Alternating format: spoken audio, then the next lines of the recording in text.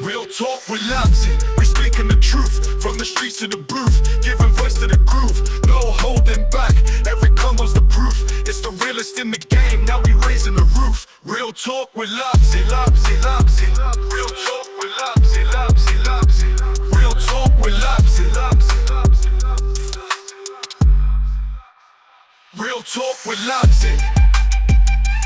Gentlemen, I'm yours truly, the legend himself, Labzy, aka the best motherfucker you ever met in the history of your life, and I can prove it too, even though I shouldn't. The most loyal, the most honest, and the most respected. Now, first guest of May.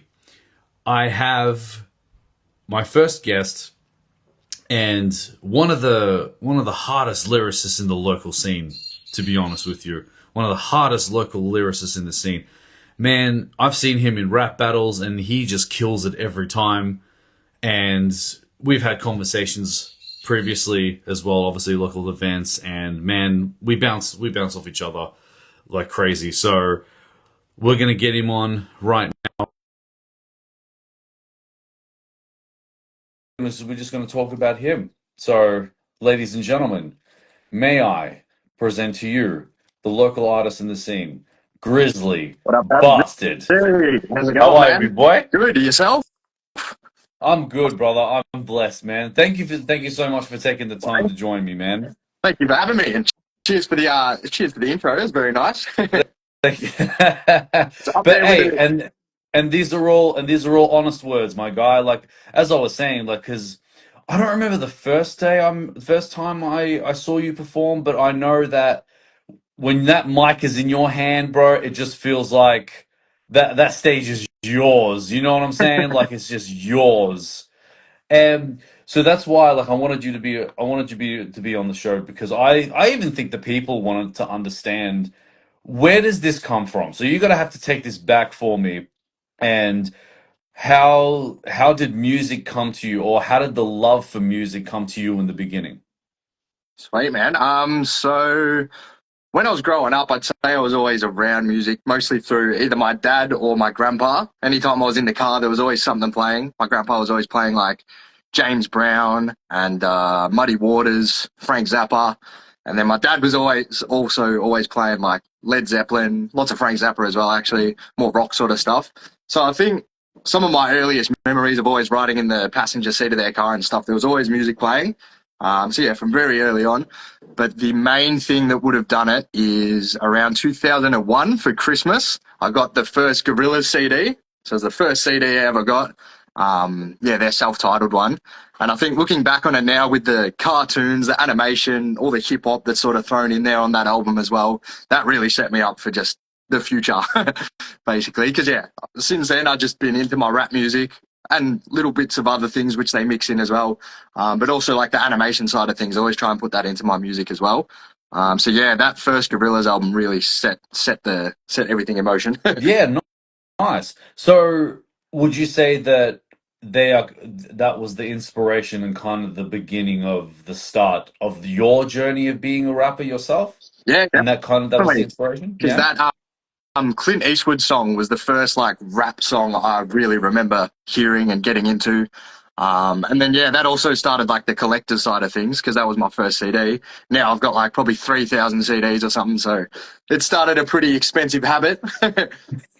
But yeah, man, But that's the first rap song I can remember hearing and like really getting into. So I would have been like 5 or something at the time. But yeah, it was mostly probably the animation at the time with the video clip that just drew me in. And then yeah, it's just stuck with me ever since. I still listen to the album like at least once a week, probably every week. yeah, I love it, man. So tell me about making the decision of becoming a rapper. Like, when was the moment that you thought that, you know what, I want to do this. I want to become a rapper. When It was that moment for you? was pretty early, man. I'd say it was like year 5 in primary school. So the Gorilla CD was the first one that got me into. I was sort of just listening to that. But yeah, around year 5, year 6, all over the radio, it was like Eminem, Hilltop Hoods were pretty big at the time. So it was sort of getting a little bit more mainstream, easy to access hip hop. And yeah, just from then, I think think the song's Medicine Ball, the Eminem one. I used to be able to rap that really fast in like year 5 and used to always impress my friends and stuff. I'm like, oh yeah, I can actually do this sort of well. And then I started writing my own stupid little raps. I always remember my very first one was about my previous dog like eating my socks or something like that. It was really fucking, oh, sorry, I shouldn't swear, but it was really bad. That's all right. No, that's all right. It was a really immature little rap, but yeah, that's pretty much where it started. So yeah, around year 5. Nice. I like it. So how did the name Grizzly Bastard come about? Like, did you have other names prior, and what was it about the name Grizzly Bastard that you thought, you know what, nah, this is me? I did have, I think, one sort of name before that. So I put out actually, when I was in year 7, I put out like a little what's the word? Just like an internet release under MC Fat, PH4T. So I was like 12 Yeah. years old. Yeah. So again, pretty elementary raps and stuff like that. I don't know if anyone else has still got it, but I'd love to hear them back again because I don't have them anymore. So yeah, that was year 7. And then I actually got like a fair bit of shit in high school for putting that out, saying like it was pretty whack and shit, which it probably was. But that kind of worked out for the best of me because I took it all down. I went back for maybe 2-3 years and I really got into it and studied the music, really like put my head down to the page and just kept writing and stuff. And then when I came back, it was probably year 10. That's when I sort of came with the Grizzly name. I think it was just Grizzly at the time. I sort of already had a bit of facial hair. So that sort of helped with the Grizz. But my grandpa's actually, he's got some Cherokee in him. So we did like a smoke ceremony type thing when I was really young. And in the clouds, I swear to God, I saw a grizzly bear, sort of to see your spirit animal. Yeah. And then since then, yeah, I was always obsessed with bears. So the Grizzly name sort of came from that. And then somewhere in high school, I added the bastard just to give it a bit more oomph. Yeah. Okay. No, I like it. No, it's very good. Now, talk to me about support. Now, the reason why I ask this is because that there's always those creatives out there that have that moment in their lives where they feel like they're not getting support, whether it's from family or friends or even spouse even. For you, what did that look like? Did you kind of did your family feel like they wanted you to be something and then you were like, "Nah, I want to do this music thing," but they're like, "No." Like speak on that. Yeah, word. My parents are actually always really supportive of it. I think because I did my first gig in like I was 16. I think it was year. Would have been in year 16. It was year 10 or 11 or something like that. So I was sort of doing like I was on stage quite early. So they were always very supportive of it. Really, I never really had. I mean, I'm sure they probably would have preferred me to become a banker or something that brought a bit more money in. But yeah, no, they've always been very supportive, which is good. So yeah, all my family really has been quite supportive, and so same with friends. So yeah, it was really just a couple of kids at school gave me a bit of shit, but like I said, that kind of worked out for the better because I really took a step back and really studied it. So yeah, the support's been pretty cool, man. In all honesty, I've never really copped too much shit for it. Yeah, good. No, that's fantastic, man. And So yeah. so tell me about your first gig as Grizzly Bastard. What you the moment then you jump on stage, right? Because you got to remember, as soon as your name pops up, the whole crowd looks at you, all eyes are on you. Tell me about like the mental preparation. Like, did you have to mentally prepare in some way, or were you nervous, or did you choke? Like, speak on the first moment of your first gig. Yeah, man. Was definitely nervous as hell. Because I was 16 as well, I was technically not allowed in the venue, so I had to get there really early before sound check and sort of just wait around until I could get in. And then, yeah, I was very nervous. I spent weeks obviously trying to drill it into my head and do everything. The set went pretty well. I think it was only 15 minutes. I remember one point I sort of messed up the verse and sort of brought it back to the chorus, but I didn't like fully stop, so I thought I handled it sort of pretty well. But it was for Fatty Few's gig, who's like obviously a legend in the scene, and he was awesome, man. He was so supportive. He was standing up at the front row, just watching every bit, gave me some tips afterwards and said it was cool. And yeah, it was a really good experience. So that really, once I did that gig, it really sort of kicked me up the arse and like made me think, yeah, I can actually do this sort of stuff. And, you know, I've done my first gig at 16, so like I got the buzz for it then, and yeah, I just kept wanting to perform live basically. Yeah, no, I love that, man. Now, talk to me about the talk to me about your skills itself, like, because obviously, so you've been doing this for a while, but because as I said, like even in the intro, I said, like this man like kills it every time, like you kill it every time, bro. Like your lyricism is up there, bro. To be Appreciate honest with it. you, now talk to me about like the. Like, do you feel like you always practice? Do you always write it down? Like, does poetry come into your life as well in terms of lyrics as well? Like, how do you always keep your skill maintained, if that makes sense? Yeah, so I do work on it quite a bit. I'd say since high school, I've probably put at least half an hour a day away for whether it's writing or like trying to get a gig or something. So every single day, basically, unless a couple of times I've been overseas. Since high school, I've been, yeah, put a bit of work into it every single day, whether it's performing, like rehearsing them, writing them, and stuff like that. But lately, I feel like sort of if I have a lot of gigs on, I'll sort of take a step back from the writing process, give it a bit of time to relax, and then when I get back into writing, it usually just spills out. I'll write a couple tracks like that. I'll just come, give it another break, maybe for a week or so, and then get back into it, and it just flows. Yeah, that's sort of what I've been doing the last few years, and yeah, it seems to work pretty well. Okay. Oh, I love that, man. So, which also does raise the question on why do you do music? Why do I do music? That's a good question. It's been so long. I honestly don't know really what I'd be doing without it, which is probably a pretty cliche answer. But yeah, like I said, I started in primary school, sort of messing around with it. But yeah, it really just drives me, man. It's like just what I'm passionate about. So yeah, I'd say that's the main thing. And then as it kept going, I've met heaps of friends and just great people through it, mostly in the last couple of years. So yeah, every year it sort of just gives me more reason to just keep pursuing it. Meet some more people, make a couple more fans or whatever. And yeah, just I feel like I'm still getting better, still learning. So until that stops, I'll probably just keep at it. Yeah, of course. Like Yeah, you got to basically go hard at it, really. that's it. And But yeah, it so, really fulfills me. Without for a lack of a better word, it just keeps me happy and driven. yeah, I love that, man. So where do you see it going? Like, do you want to kind of sign it to a record deal and try to blow up a little bit, or would you prefer staying underground and local? I mean, if it was to happen naturally and I still had like creative control, I could sort of do, the music I wanted. Of course, man, I'd love to, if someone wants to hand me $1 million record deal or whatever.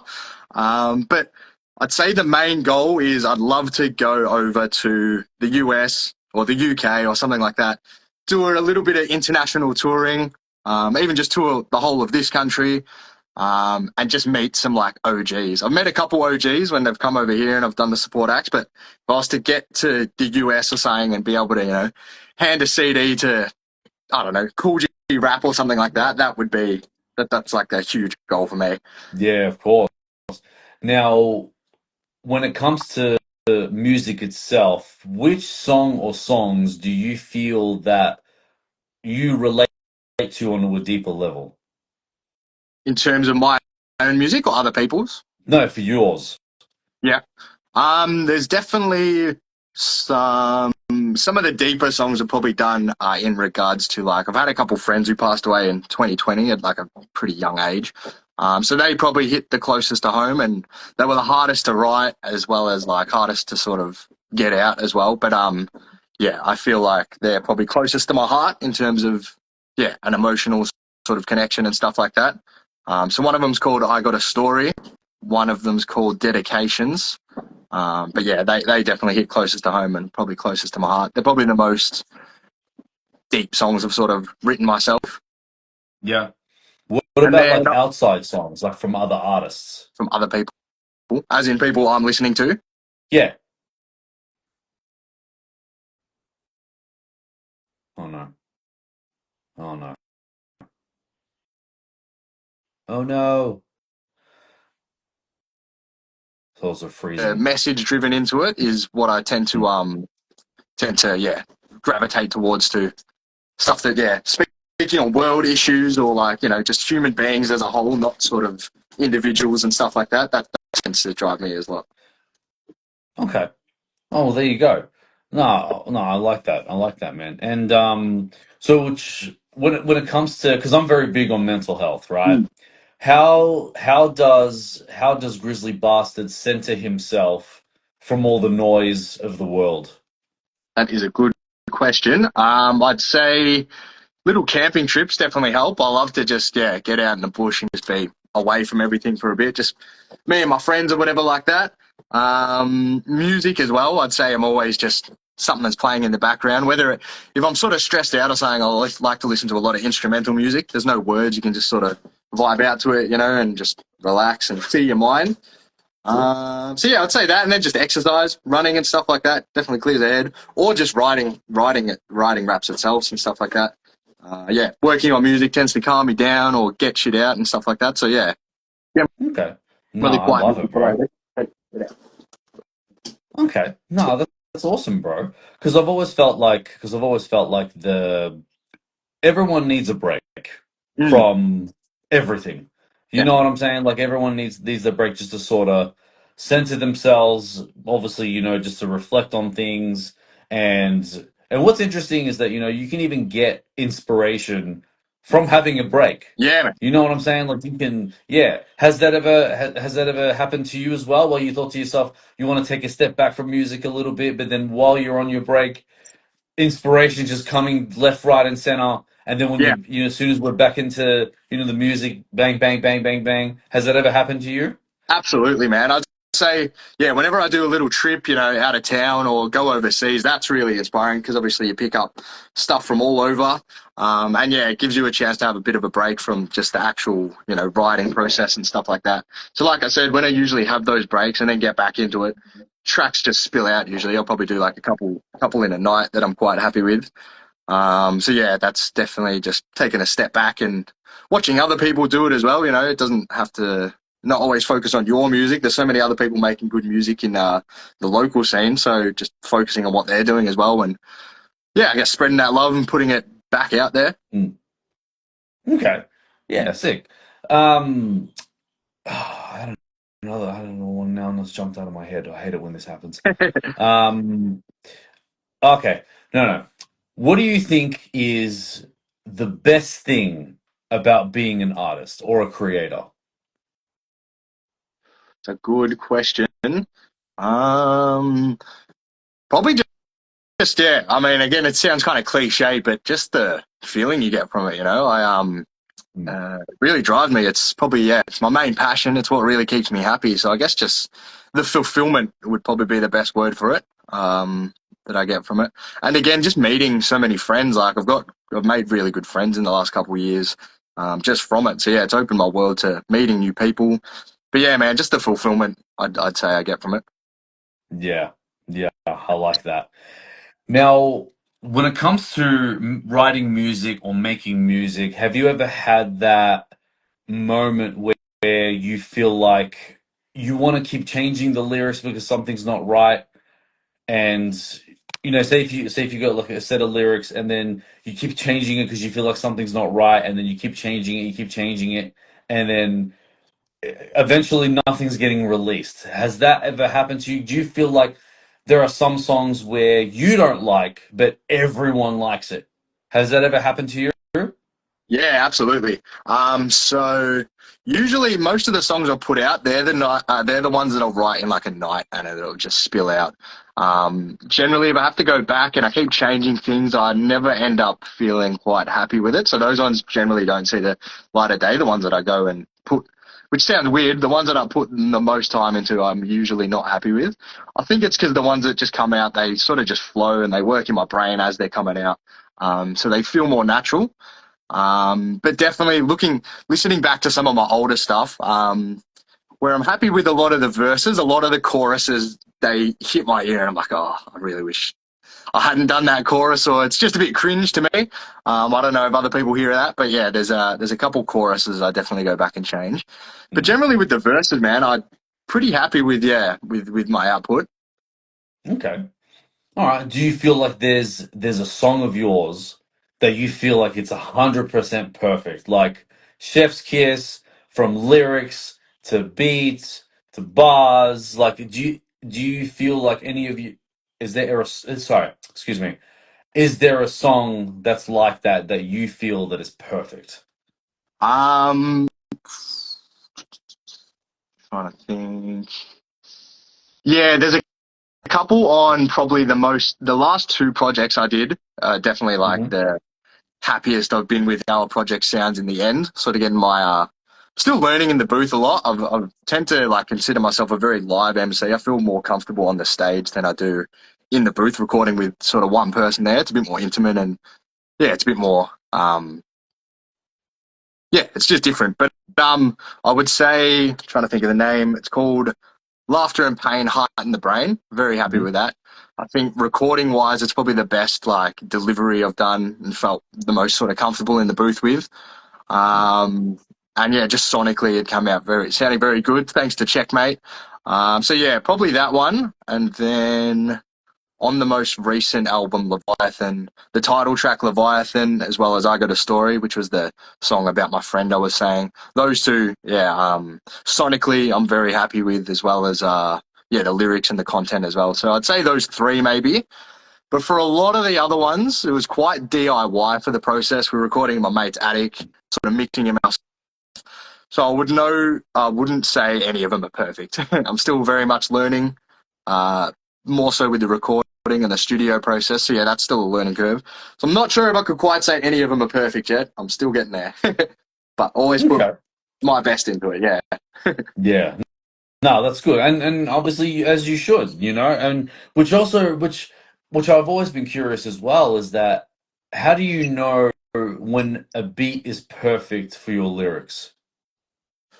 I think these days I've got a certain ear of like what I know will sort of work well, but I also want to try different stuff. So I don't know. I think when lyrics come into my head straight away when I hear a beat and I can sort of hear it on it already. And then once I get a couple lyrics down, if they start flowing and the words come out, again, it's usually the songs that I can just finish in a night or a couple hours, that really stick with me. Mm. So yeah, I think sort of got an ear for what I'm looking for.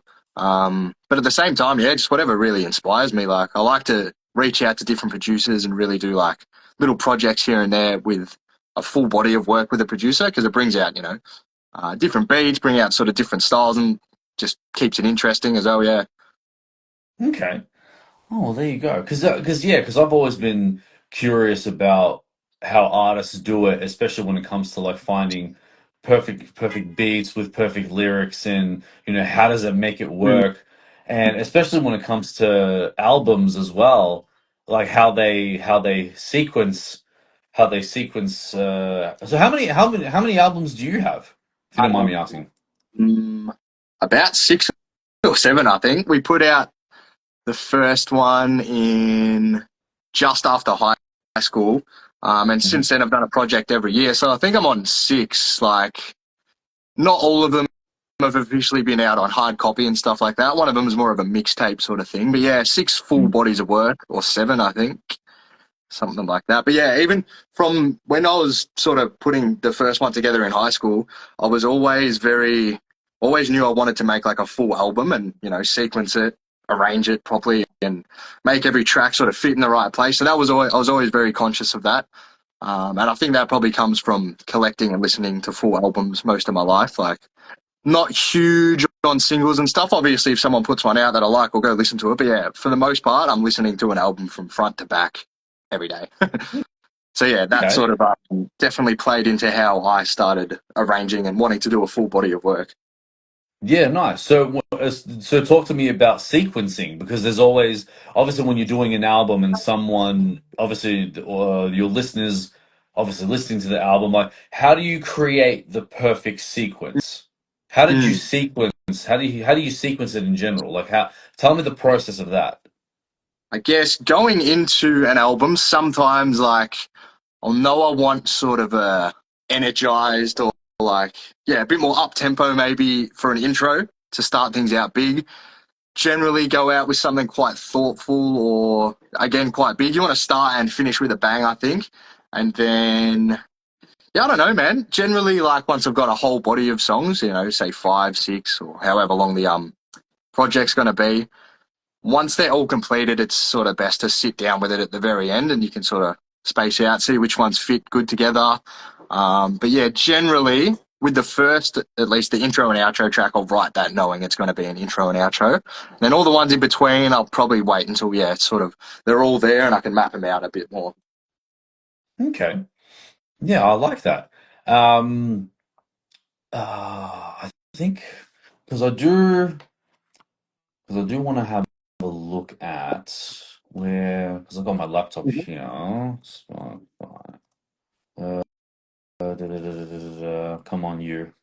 Sorry, sorry, bro. Nah, that's all good. Because I You've do want actually to been look frozen at up here what's for that? the last 10 Sorry. minutes. Your screen thing's actually been frozen, but I can still hear you, luckily. Oh, okay. Sorry. Most likely it'll fix it when I Yeah, do my little bits. it's But you can probably on still, my end. yeah. But you can still hear me all right? Yeah, yeah. All We can still have the right. conversation fine. Yeah, sick. No worries. That's all. That's the part I only care about, to be honest. Because Perfect. obviously, when I do this on, because when I do this on Spotify and YouTube as well, obviously it'll fix itself too. Sweet. Grizzly Good. bastard. The hell? Yeah, yeah. And because I'm looking at this the song called Balance. Yep. Yeah, tell me about this song as well. This kind of got my attention, to be honest. Tell Oddly me about enough, this song, so Balance. I'd say that's one of the ones I was saying is very imperfect in the way that we recorded it, and probably I don't think I actually had that officially mixed and mastered. So that was probably the last project I did where after that I realized like you really got to get everything mixed and mastered, have it sonically sounding, amazing. But weirdly enough, yeah, that one, because that's from, I think, 2022, which I would have recorded even before that. But that's been popping up heaps on Spotify, I've noticed lately. Mm. It seems to be the most listened to. So I don't know who's listening to it, but big ups to whoever jumped onto it. It came up as top result Yeah. because I just put Grizzly Bastard on here and Balance was the top result for your song. That's crazy. There you go. Then it shows that then it shows that you're oh no, it's cutting out. Hang on, it'll come back I hopefully. There you go. gotcha. Yeah, so yeah, I noticed that. It's been trending a little bit lately. So I don't know who's picked it up, but honestly, I know the song, but I can't really think of the lyrics and stuff, so I don't know how much I can talk on it. That's all right. I know it's very rapid paced. I think it's a bit introspective, Mm. but yeah, it's been a while. Yeah. No, Yeah, no, but that's that's awesome, from bro. about 3 projects ago. But it's cool that people are still Wow. listening to it. That's a good sign. And it's amazing, isn't it? Especially with Spotify and stuff like that. Like it's like anyone in the world can actually listen to it. Mm. You know what I'm saying? Like you got people from because I've got a friend of mine who's in New Jersey, and obviously he's got a podcast as Yep. well, and he's just surprised on how many people from parts of the world, including Australia, is just listening in, and it's just and you'd expect your own little bubble, little circle listening to your stuff, but you don't expect other people of the world to listen to it. So what are your Absolutely. thoughts when you think to yourself that you've got people all over the world listening to Grizzly Bastard, what comes to your mind? Oh man, it's a trip. It definitely blows my mind. I think I've got like there's one guy in Japan who really gets around my stuff. There's one guy in Louisiana who like bought all the records and stuff I've got. So it was like a couple $100 of shipping it over to him, and yeah, it blows my mind, man. It's really cool. Um, I'd love to, yeah, get over to these places at some point, do little shows there, or just connect with the people there. But yeah, man, it blows my mind, and that's a really good thing about Spotify and just internet streaming, I guess. Generally, I'm not the biggest fan of it, but that's definitely one massive pointer that anyone from anywhere can listen to your stuff and get around it. So yeah, one guy in Poland as well, who we've actually connected on a track now. So yeah, that sort of stuff blows my mind, man, when I see that. Yeah, because it also gives you yeah, just as you said, like it gives you opportunities to collab with other people around the world. Exactly, You man. know what I mean? And it's just incredible, especially when you were talking about Japan. Like, bro, Japan loves like also like hip hop, especially Mm. metal as well, metal rock.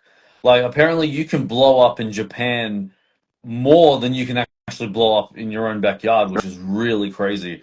I've got I'll give you an example. There's a friend of mine who has a rock band. It's called Mystery, right? And when he goes to Japan, hang on, I don't know if it's oh there you Yeah. go. So when he Okay. goes to yeah, sorry. So when my mate goes to Japan with his band, Yeah. bro, it's it's like a red carpet just for him, bro. Yeah. Wow. Red carpet. It's absolutely insane. That's so cool. And yeah, and he like don't get me wrong, he'll do sold out shows here, but he just feels like the energy in Japan is just so different. Wow. So would you want to go to Japan to kind of experience that? Or even traveling, like where would you want to travel to sort of let people know who Grizzly Bastard Mm. is? I was actually in Japan for 3 weeks last year, and that's when I didn't realize how big the hip hop community there was until I got there. Started, oh man, their record stores are so cool. They've got so many record stores. So yeah, that's when I sort of started getting a taste for it. And then there's a relatively big community of like Japanese hip hop artists in Melbourne and stuff. So Tech Detective and DJ Daily do the Mm, Rappers Delight on Wednesday nights once a month. I think Sixpence has his mm. coming up next Wednesday. But yeah, man, we've I've been going to that and just sort of talking to the guys there, and we've got a little EP coming out with a producer who works there as well. So I'd love to go back to Japan, man. That's the next goal, to just get back there basically and experience a bit more, because 3 weeks was not enough to soak it all in. Yeah. There's just so Yeah, much because even in Tokyo alone. Like, there's just so much. You could spend months there and not see it all. But yeah, once I realized how big the hip hop world over there was, and that just sucked me in even more, because I already liked heaps of stuff there anyway, and then add the hip hop on top of it. That's just match made in heaven sort of thing. And I mm, got pretty lucky. Like, I just bought a bunch of random Japanese hip hop CDs. Looked at the year; it said the '90s. I'm like, yeah, I bet it'll sound cool. I don't know what they're saying, obviously, but sounds fucking great. yeah, because I've even got a song called Osaka Blues, right? Mm, And it's got that West Coast hip hop kind of beat, but obviously the guys, rapping in Japanese, yeah, and I'm like, I don't understand what the hell is happening, but this yeah. is this is a vibe right now, Yeah, you man, know? 100%. And it Because seems I like they think, do it really mm, authentically, like it's really hip hop, whether it's from, sampling from old records and get that dusty boom bap sound, or even the new school stuff. Like, it's very hip hop, for lack of a better word. yeah. I think you know what it is. I think they love it more. Like I feel like they have love for music Mm, more than anything else. Like I feel like in Japan, it's either anime or music. mm. You know, Yeah, it seems like that. They really um, honor the craft, that whatever they're working on, sort of thing. yeah, Yeah, that's yeah. what it's like. And yeah, that's what I've always respected and loved about Japan, man. Because I do want to go there myself. Mm. Even you can be very surprised on even like the Middle Eastern world too. Like if you look at the rapper Arab, who was a Iraqi rapper, Yeah, right? He because he knows how to rap in Arabic and I English as well, right? And he's got his own like community hub. Like he's basically got Iraq waiting for him to do shows right, over there. right. You know what That's I'm awesome. saying? Because he's obviously using his craft to kind of sort of get his message out there and stuff like that. Mm. And me going to Egypt in October, which obviously we've discussed as well when I've mentioned a few times. Man, I actually want to see if there's actually a hip hop community there, and Makes sense. I'll probably do some interviews there. That'd I'll be probably do awesome. some Yeah, interviews there. That'll be fucking sick. that would By be the very cool. pyramids too. Why Oh, not? Scots. But yeah, Yeah, I think a lot of people would be surprised. Every country must have some sort of tight knit hip hop community, because it's a worldwide thing. Arab, who you're talking about, is he from Melbourne? Like, he lives in Melbourne? yeah. Yeah. He lives here. Fun fact: he lives in my Okay. area too. Word. So we're We not far saw from him. each other. I Yeah. believe he was on the last Get Down. Is that right? Yeah. Yeah. Yes. Yeah, we saw him. It was awesome live. Yeah, it was great. Hadn't heard much of his music before that, but yeah, he smashed it on his live set. And yeah, I love when people can do the bilingual stuff. That always impresses me so much. Yeah. Oh, Yeah, oh yeah, I'm so absolutely. good. Because even if you look at like Latina artists as well, Mm. like it's always interesting because they have to translate. I mean, no, because it's like when they do a song in their native language and in English, they have to kind of make it make sense Yeah, because the translation is not always the same. yeah, That's the interesting thing. And it's like, oh fuck, how am I gonna make it make sense in this my native language, and then I got English and because that's where the hard work comes in. You know what I absolutely. mean? I feel like Yeah. Latinas have it a little bit easier. Not Mm. sure, but Yeah, it's very but impressive. yeah. Very Oh impressive. yeah, yeah, And it then is. you get a lot of, I'm thinking like European rappers who don't speak English as their first language. Oh, I guess this goes for anyone if they're doing bilingual rap. But English isn't their first language. It's very impressive to see them do like a whole song in English because it's like, wow, you're doing, adding all Yeah, that extra. You know, there we about. go. Got you back. Sorry, man. I've switched my internet to data, so hopefully it'll be a bit better. There you go. Well, I was just saying we're leaning towards the end anyway, but yeah. So, but was there anything else you wanted to talk about, or anything you wanted to ask me? Anything? Yeah, I was gonna say, what gig were you at last night? Looked like you were somewhere. Last night I was at a EP release event for Neek, if you Oh know yeah, who Neek is. I can't say. Um, Oh, is it Neeq? yes. Yeah, word. Yeah, and yeah, so he had an EP release event in George Lane in St Kilda. Yep. And yeah, bro, that was a really good it was a really good event. Trix Williams as well as Ivory Archer was there as well, and they absolutely killed it. It was such a good night as well. It's Oh, very yeah, fancy. It gives you that cigar lounge vibe. That's what that that's what. place Yeah, is. that's what I was thinking when I saw your story. I saw you somewhere like that, and I was thinking, oh yeah, looks pretty classy affair. Oh yeah. Oh man, it was good. No, it was very good. Good stuff. Um, but yeah, man. Yeah. So also one last question Hmm. before we jump out. What is the next thing happening for Grizzly Bastard? Are we getting an EP? Are we getting an album? Are we getting a show? What's happening? Why don't you tell the people? Absolutely. So I just yesterday actually put off like I approved the test presses for a 7-inch vinyl that will be coming very soon. So it's just been put into production. So it'll be 157-inch. So one song on one side, one song on the other side, but then you get it download to 4 tracks in total. So that's all produced by a UK producer called Mr. Slips, who's on High Focus Records. So I'm stoked about that. It wasn't like we were, in the booth together creating it. I bought the beats off him, but yeah, I'm quite excited about it still. So one of the songs is out on YouTube, but I'll probably be waiting until I get the vinyl back to put out the other ones. So yeah, 4 tracks all up. That'll be coming very soon, so keep an eye out for that. Then me and Cut One are working on the follow up to our last album, Leviathan. So that's in the works. And then we've got the Marauders crew as well. So we've just started a 11-man crew. Oh wow. So yeah, little bits and pieces sort of up everywhere. But we've got 2 tracks. They're actually dropping a song tomorrow. We're not all necessarily on every single track because that means every track would be like 30 minutes long. But yeah, there's another clip of those coming for Marauders coming out tomorrow. So keep an eye out for that. And we've got a gig Right Fest on May 23rd, which is a Friday night. So that'll be my next gig. But yeah, that's about it for the moment. Okay. No, I love that, man. Was there anything else you wanted to add before we wrap it up? I was just going to ask how long you've been doing the podcast for, and has it always been hip hop driving it, or sort of a bit of everything? So with my show, I've been doing it for 6 years, Very nice. and my target is not necessarily not just rappers or singers. I've also creatives in general, Yep. right? So I've had rappers, singers, entrepreneurs. I've had escorts. I've had psychics. I've had Yeah, word. yeah, just all sorts of creatives, man. Even Cool. my next guest after you is actually a female from New Jersey who does Twitch gaming and also reactions and stuff like that. So, and this is gonna be her first podcast. So, Yeah, it is cool, gonna man. be interesting for That'll her. be very interesting. Yeah.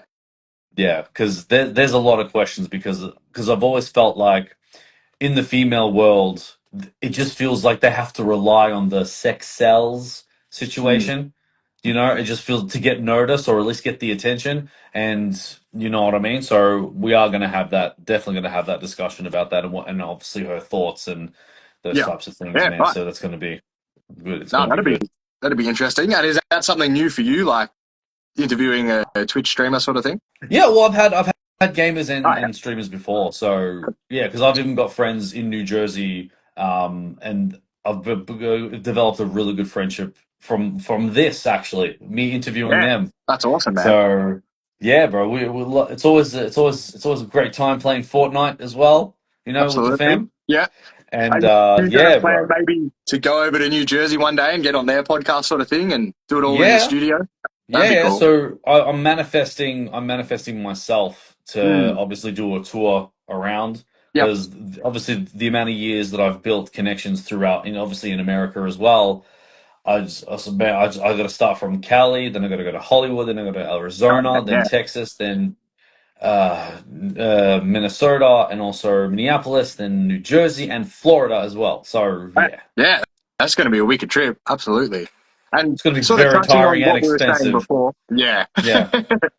What we were touching on before, but like, especially, yeah, going overseas and doing that and putting yourself in those communities so you, I guess, yeah, network around that. I was doing a lot of that in Japan. All the record stores, I brought my whole little bag of CDs of my own ones, and I'd just go into record stores that were selling hip hop and like, if you guys want to listen to this, like, just keep it for There you free, go. and Yeah. yeah, hopefully.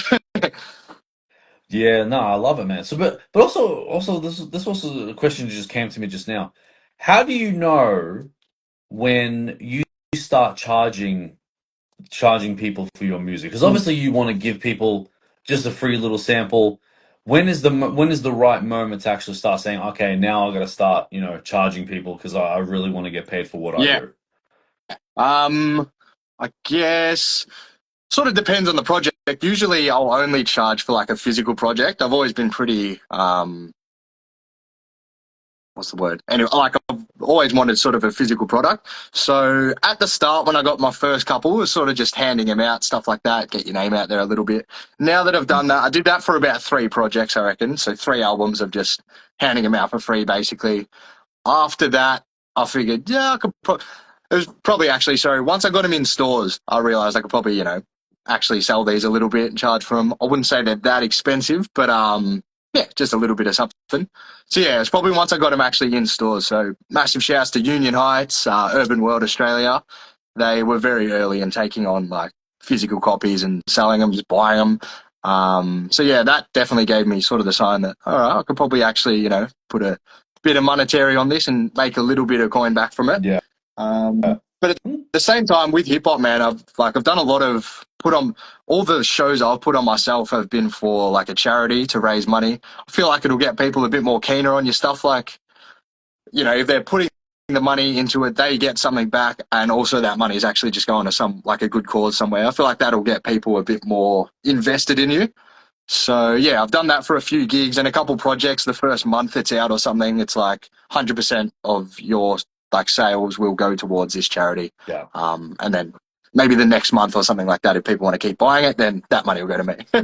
Yeah, no, I love that. Do you kind of like feel bad for charging people? Because obviously everyone's living conditions and obviously it's all hard out here. Do you kind of feel bad that you have to put a price on it, but because you got to eat too? You know what I'm Mm, saying? Like, let's be real, we got to be eat, but at the same time, have you ever felt bad for charging? yeah, yeah. There's definitely that little bit of guilt, especially when it's like people who I've been looking up to for so long and people that inspired me growing up bought my CD. It's like, fuck, like I could just hand you this and I'd be so stoked about it.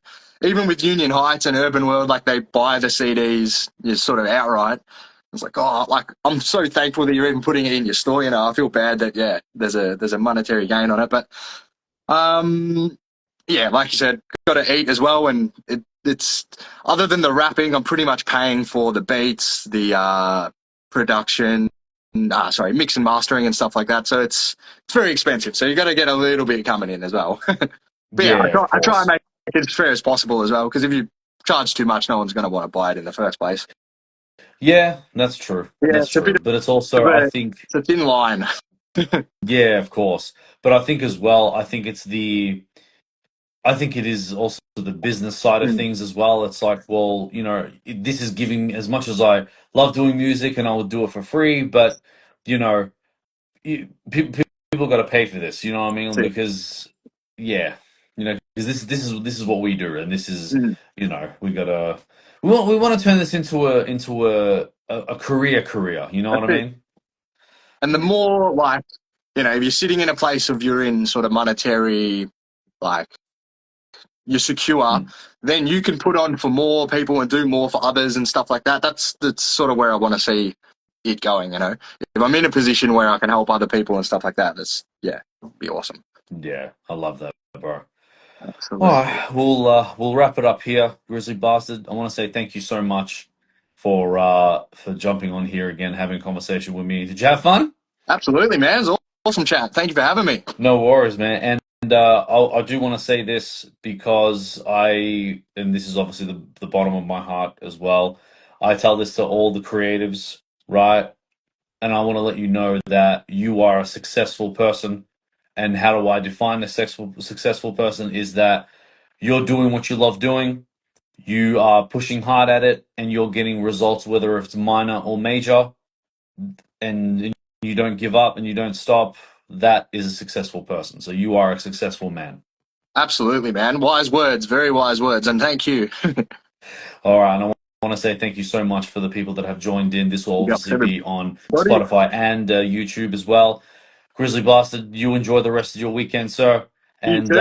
yeah, I'll let you know when this goes on the other socials. All right, Sounds good, this will man. be Sounds posted good. straight away. So yeah, Well, I'm sure I'll see you around at a gig soon, but if I don't before you go to Egypt, have a great time there as well. But I'm sure I'll thank see you. you somewhere. Of course, yeah, hell yeah. Well, it was 5 months, Yeah, 5 months away. exactly. There you go. There you go. Definitely, All man. right, Sweet, man. Peace, brother. Thank no you. worries, bro. See ya. Real talk with Labzy, we speaking the truth. From the streets to the booth, giving voice to the groove. No holding back, every combo's the proof. It's the realest in the game, now we raising the roof. Real talk with Labzy, Labzy, Labzy. Real talk with Labzy, Labzy, Labzy. Real talk with Labzy, Labzy, Labzy. Real talk with Labzy.